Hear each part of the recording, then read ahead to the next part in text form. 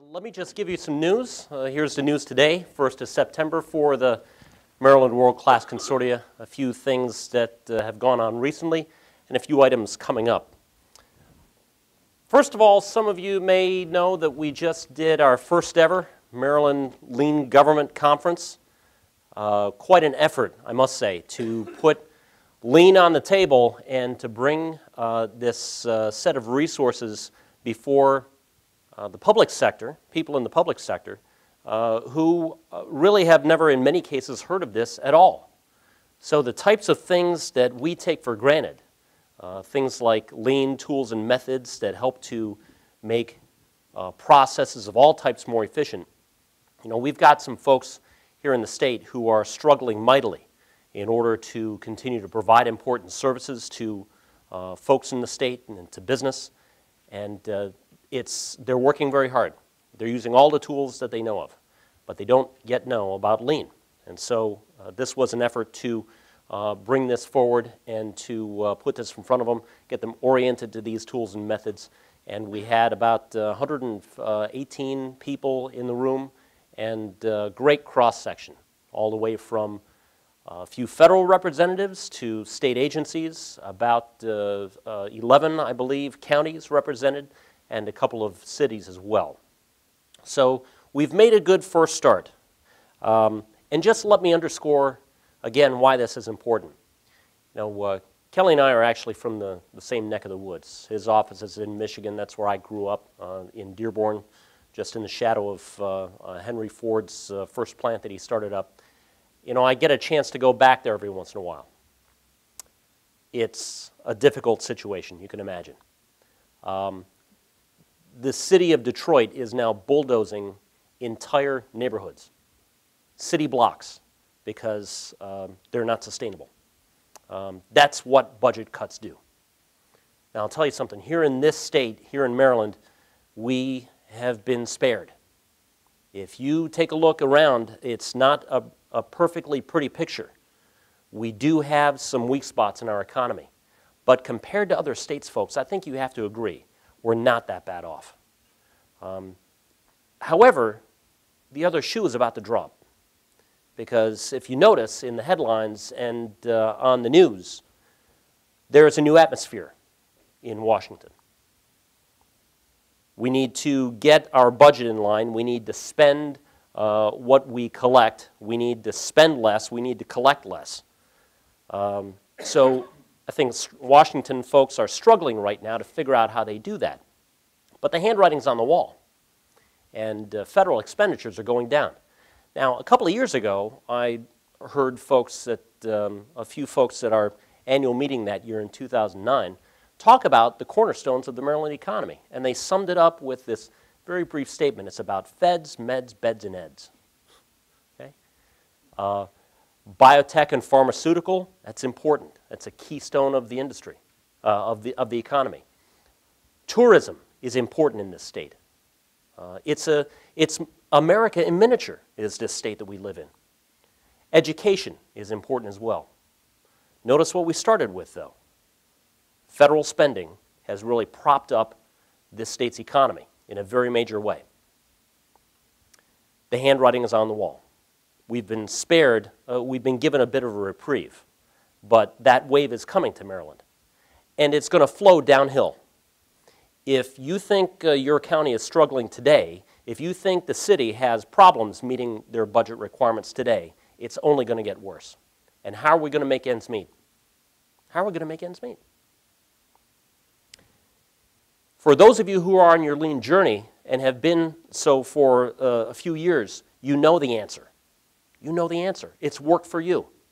And there's nothing that, there's no reason why it won't work for the public sector as well. We have bright and shining stars all across this country that demonstrate that lean works. Lean works.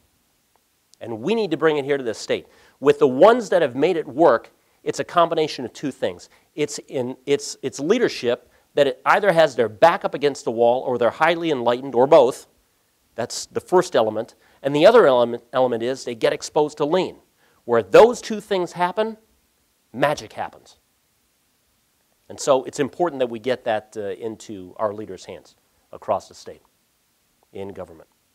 So we had a very exciting conference, like I said, over 100 people in the room, and I got a chance to explain what the cornerstones of lean are, how that applies to government.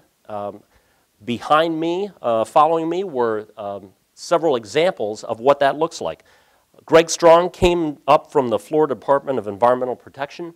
He's doing an outstanding job in rolling out lean across not only his department, but he's doing such a great job with respect to culture change and execution that what he's doing is serving as the model for how lean is rolling out across the entire state of Florida. Right now, as we speak, there are folks who are sitting down with the governor of Florida, and he's putting together a strategy for how we're going to take this experiment that's been done in Greg Strong's department and in the sheriff's office and other areas leading in the state, and we're going to roll that out statewide.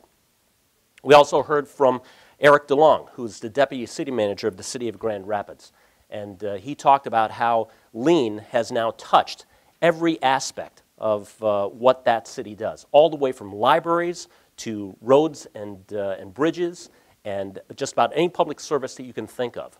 So lean applies everywhere, and the work of Eric DeLong is proving that. Closer to home, we got a chance to hear from Ken Rowe, who's the facilities director for Howard County Public School System. And man, I tell you, it heartens folks in the audience to hear how Ken is taking these things that he learned in a prior lifetime as a Lean Six Sigma deployment specialist in the Navy and is now taking that expertise into our public school system. I know that, like many of you, I'm sure, you kind of watch what's going on in the school system here across this country, and you wonder how it is that we're going to remain competitive in this country and in this state. Hearing Ken and how we're stretching dollars further and helping to put quality teachers in schools and maintaining that service for our students, it's very, very heartening, and it's an example, once again, that can be expanded out all across this state and across the country. We also talked about resources and next steps, and that's one thing that I wanted to highlight here. You know, I'm sure you can tell I'm passionate about this topic because I really think that it's something that, that we have a responsibility as citizens and business people to do. I'd like you to think very carefully about how it is that you can help. In some of the other deployments across this country, it's been very clear that there is a true public-private partnership. Many of you have been on your lean journey for years now. You have an internal capability to apply lean principles and to make change through people. Let me ask you this. Share that. Share that. It's in your interest, not only as citizens, but in business. Wouldn't it help if we were to be able to take those practitioners that you have within your own four walls and get that help to people in government and to provide them with a coach or a facilitator for a day or two? Help them do a first value stream map. Look over the shoulders of their internal practitioners and guide them and help them grow faster. And in the end, wouldn't that help you as a business to make sure that your tax dollars that are coming out of your business are being put to good use? Wouldn't it help to speed up the process by which you get permits for expansion and growth done? Wouldn't it help to know that there is an educational resource being provided by the state or the county that's working at its top efficiency because of the things that you've invested? Please consider that. So we pointed to resources and to next steps. Okay, so I wanted to also point out some things that are coming up. One of them is the Northeast Shingo Prize Conference. I highlight this one particularly. You know, I get a chance to go to about 5 conferences a year. Most of the time I'm trolling for speakers for our quarterly meetings. But this is by far one of my favorites. You know, some of these conferences can be pretty expensive, and others are a little bit more affordable, but generally you get what you pay for. You pay for less, you're going to get a little bit less. The Northeast Shingo Prize Conference is off of that line. Okay, it's a great value. The guy who's down here in the lower right-hand corner is Ritsuo Shingo, son of Shigeo Shingo, and for those of you who've been acquainted with Lean for a while, you know that he's one of the godfathers of Lean. He's one of the people who was there at the beginning when it was born. So this is his son, and he was speaking about some of the things that he learned from his father and some of the things that he's doing now within Toyota and his own personal experiences. Folks, you don't get a session like that and even opportunity for one-on-one afterwards at a conference where you pay less than, you know, a couple of $1,000s. The Northeast Shingo Prize is very affordable. It's much less than that, and you hear great world-class speakers.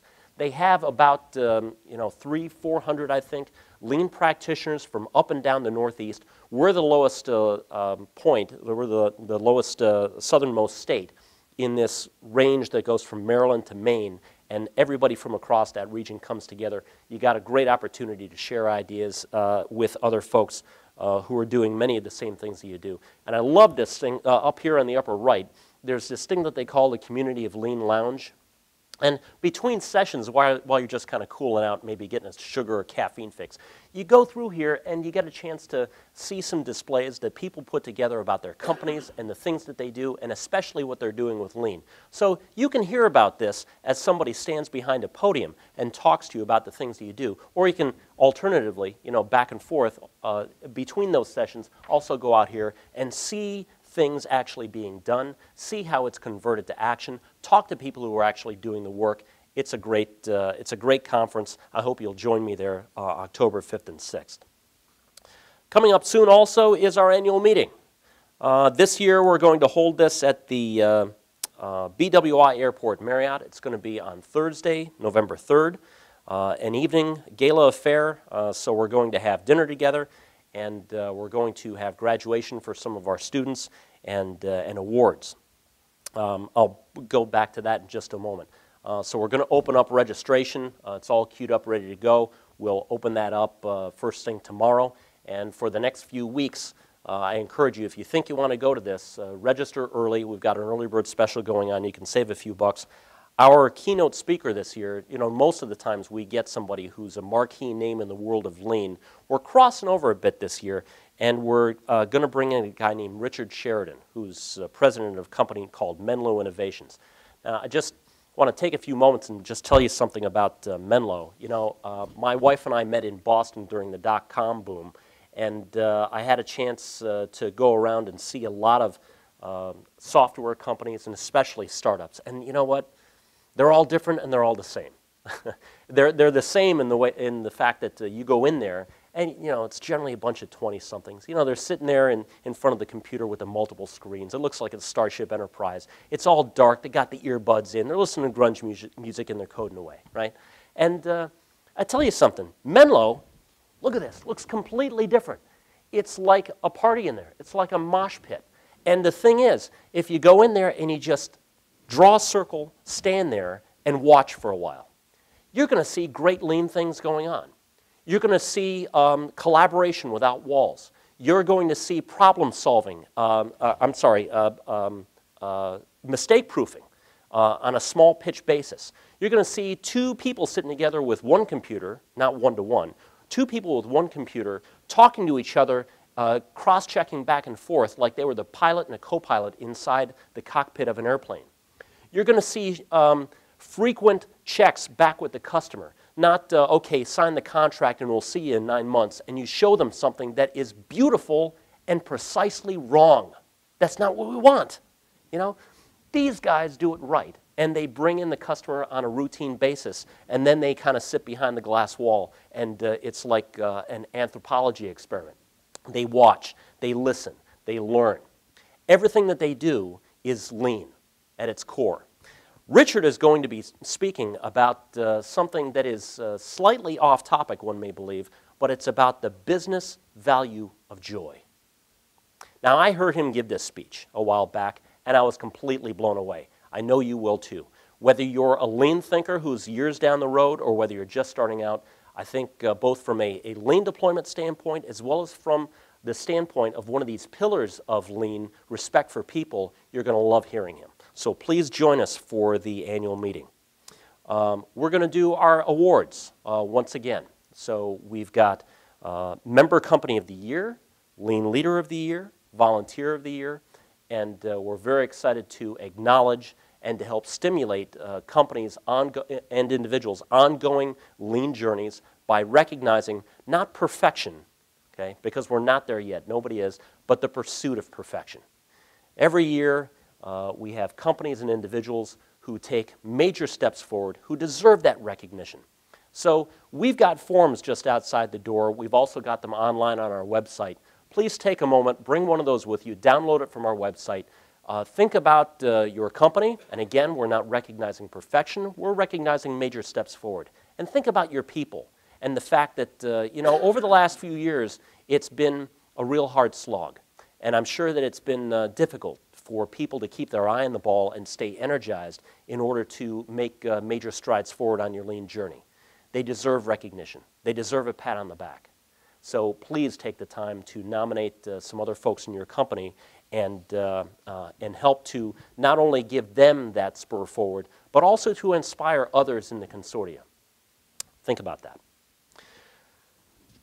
At the annual meeting, we'll do graduation for our current group of folks who are in our Lean Facilitator Certification Program. This is our flagship. We love the heck out of this program. It's now in its 5th year. Quick show of hands. Who's a graduate of that course? Everyone, take a look around you, around the room. You've got some folks here, thanks guys, who are graduates of this course. It's all designed to help folks plan, execute, and sustain lean improvements inside their organization at the value stream and higher level. We've got our current graduates who will be presented with their certificates at the annual meeting in November. And just to inform you also, the 6th group is going to launch in April. We've got forms outside that describe the 2011 program. 2012 program is going to be a little bit different. It's still going to be structured around 2 primary tracks. Academic track, a 6-month academic program. You can tack onto that the full track, which is actually a capstone project that takes the information out of the classroom and actually has folks design their project and implement that. So it's learn and do.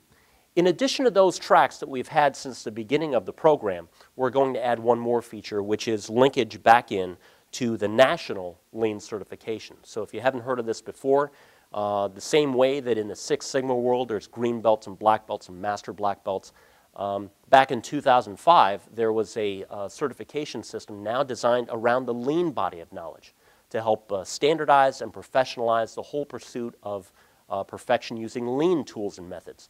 So that system is designed around bronze, silver, gold, and its practitioners at various levels.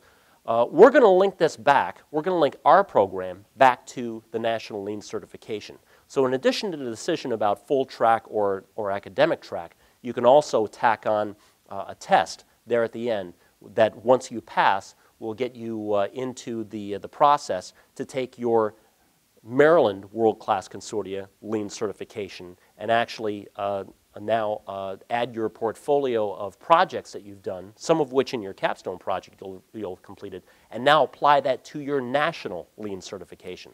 So that's an additional feature to help raise the level of regard that folks will have for our certification system. And for those of you who are graduates, now to maybe circle back and kind of up your game one more level and take that a bit further in your education. All right, a couple of other things just to button up. We've got our Lean Overview Workshop that's coming up. Next round is on the 23rd of September. By far our most popular offering, simply because no matter who you are inside the organization, from the top floor all the way down to the shop floor, if you're somebody who needs to understand Lean, maybe for a shop floor person or a middle manager who's about to step forward on a Lean journey with this group, or if you're a senior leadership group who needs to educate yourselves in order to make an informed decision about how you develop Lean strategy or how you design your Lean program going forward, this is a great course to begin to do that. So the facilitator for that is going to be our friend Drew Locker with Change Management Associates, very highly regarded, 2-time Shingo Prize Award winner for his books, and just an all-around great guy. So that's going to be on the 23rd of September in Frederick. Please register early for that. We've got some folks from our Lean Government Conference who are very interested in participating for that. So I think it's going to fill up quickly. Registration just opened yesterday on August 31st. Also, 24 to 28 October is the Association for Manufacturing Excellence Conference. This year it's in Dallas. Very high quality conference, and by the way, whether you're a manufacturer or not, take a look at membership in the Association for Manufacturing Excellence, ame.org. They put out a publication called Target that is totally worth the price of your membership right there. Well, let me tell you, I read a lot of periodicals, and I rip out all the articles that are worthwhile, and I distribute those to other people. I share them, and I use them myself for my research. And I get through with an issue of Target, and there's nothing left. Everything's worth saving. Everything's worth reading. Consider that, would you? And then also a couple of things coming up in December. We'll have another release of our Lean Overview Workshop, and also we had to reschedule a webinar on reshoring.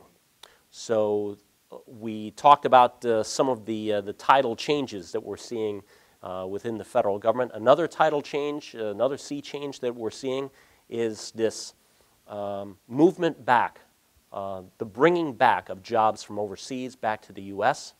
I think that a lot of folks that jumped aboard this bandwagon, and it was kind of a Me Too kind of a thing. Everybody's going overseas, so I guess I should too. You know, a lot of the benefit seems to be there, depending on how you count money. But Harry Mosier has done some excellent research and is able to demonstrate the fact that once you take a look at the total cost of ownership, in many cases that decision to go overseas was misplaced.